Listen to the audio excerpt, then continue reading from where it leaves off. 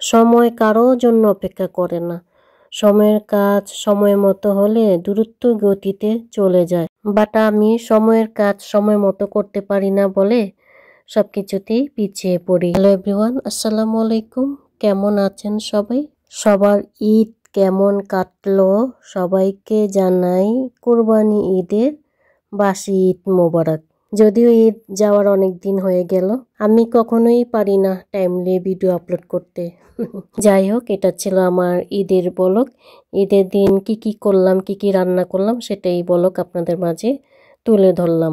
তো এইখানে আমি ঈদের জন্য ডেজার্ট বানাচ্ছি, আর এই ডেজার্টটা আমি বানাচ্ছি সুজি দিয়ে।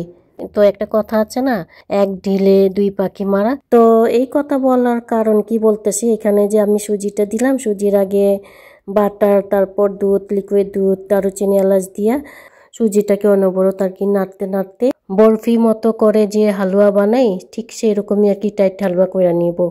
দেখতেই পারছেন হালুয়া কিন্তু আমার হয়ে গেছে। এটাকে ঠান্ডা করে দেন মিষ্টি বানিয়ে নেব। তার আগে হালুয়াতে যে দারুচিনি এবং এলাচ ছিল সেগুলো ফেলে দিব। তো যে কথা আর কি বলতে চাইছিলাম, এই যে দেখতে পাচ্ছেন সুজি দিয়া প্রথমে হালুয়া বানিয়েছি, আবার এই হালুয়া দিয়ে বানানিমু মিষ্টি। মিষ্টি দিয়েই হয়ে যাবে আমগো সুজির রসমালাই। তো বুঝতেই পারছেন সুজি দিয়েই কিন্তু দুই রেসিপি হয়ে গেল, তাই না? তো এখন তো বাংলাদেশ সহ আমাদের এখানেও গরম পড়েছে, আর এই গরমে এই সিম্পল ডেজার্ট ঠান্ডা ঠান্ডা খেলে খুবই লোভনীয় লাগে। যাই হোক, এই ডেজার্টটা আমি চান্দাতেই বানাচ্ছিলাম। এই তো দেখতেই পাচ্ছেন আমি আমার শেপ অনুযায়ী একে একে সব মিষ্টি বানিয়ে ফেললাম। এখন আমি আর কি মিষ্টির জন্য মালাই তৈরি করে নিমু, আর মালাই কইরা নিমু আমি 1 লিটার দুধ দিয়া। তো আপনাদের সবার ঈদ কেমন কাটলো? আই হোপ আনন্দে এবং আমেজেই কেটেছে। আমাদের ঈদ বিদেশে মাটিতে একা একা ঈদ করা, ফ্যামিলি সবাইকে ছাড়া, ফ্যামিলি সবাইকে তখন মিস করি। তার চেয়েও বেশি খুব মিস করি আমার আব্বা আম্মাকে। দেখতে দেখতে আব্বার মৃত্যুবার্ষিকী এসে গেছে। 23শে জুন আমার আব্বার মৃত্যুবার্ষিকী। সবাই দোয়া করবেন আমার আব্বা আম্মার জন্য। আব্বা আম্মার কথা বললেন না, মানে বুক ফাইটা কান্দন আসে। ক্ষমা দৃষ্টিতে দেখবেন। এখানে আমি চিনি তারপর গুঁড়া দুধ দিয়েছিলাম টেস্ট অনুযায়ী, আর এই যে মিষ্টিগুলো ছেড়ে দিলাম। দুধটাকে আমি জাল দিতে থাকবো যে পর্যন্ত আর কি দুধ ঘন না হয়ে আসে।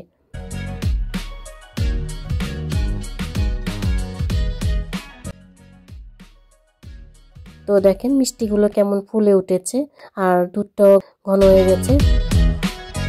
আমি যে দিয়ে দিলাম পেস্তা বাদামের পেস্ট দিয়ে তারপর এটাকে ঠান্ডা করে দেন ফ্রিজে আর কি রেখে দেবো।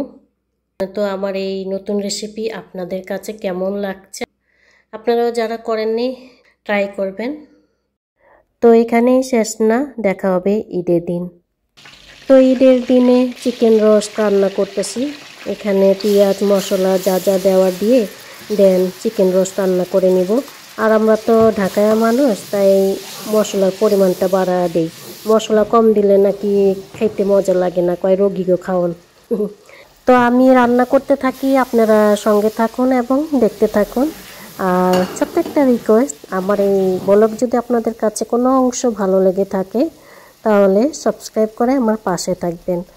আর যারা অলওয়েজ আমার পুরানো বন্ধু, আমার কলিজা আপু ভাইয়ারা দিদিরা যারা যারা আমাকে সাপোর্ট করে আমাকে এই পর্যন্ত এগিয়ে নিয়ে গেছেন, অনেক অনেক অনেক মন থেকে দোয়া এবং ভালোবাসা আপনাদের সবার জন্য।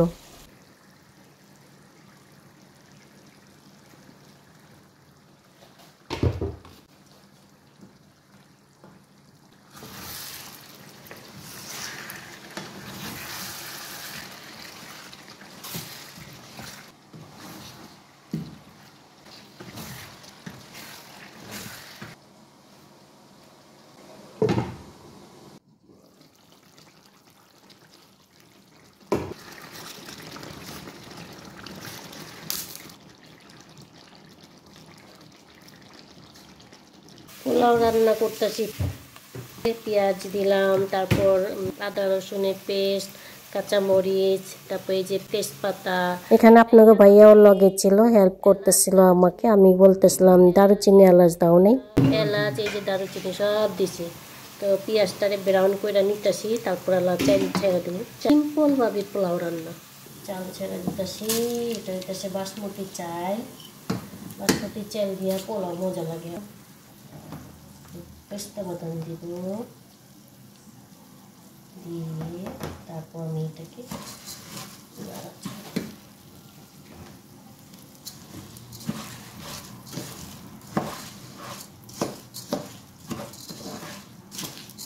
ইজি ওয়েতে পোলাও রান্না। ঘিয়ের সাথে চালটারে ভাজা ভাজা করে বাসমতি চাল দিয়ে পোলাও বেশি মজা লাগে। এই যে চালটারে ভাজা ভাজা করে দিলাম। এখন আর কি ফুটান্ত গরম পানি দিয়ে দিব, এই যে যতটুকু পরিমাণ লাগে। এটার সাথে দুধ দিব, আবার দুধ তো দুধ দিব না, দুধ দিয়ে নেব।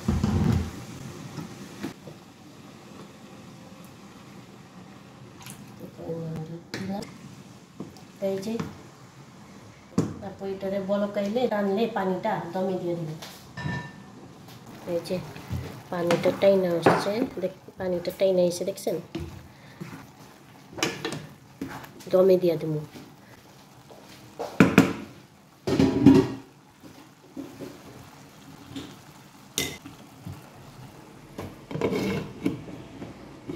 10-15 মিনিটের লাগে দমে।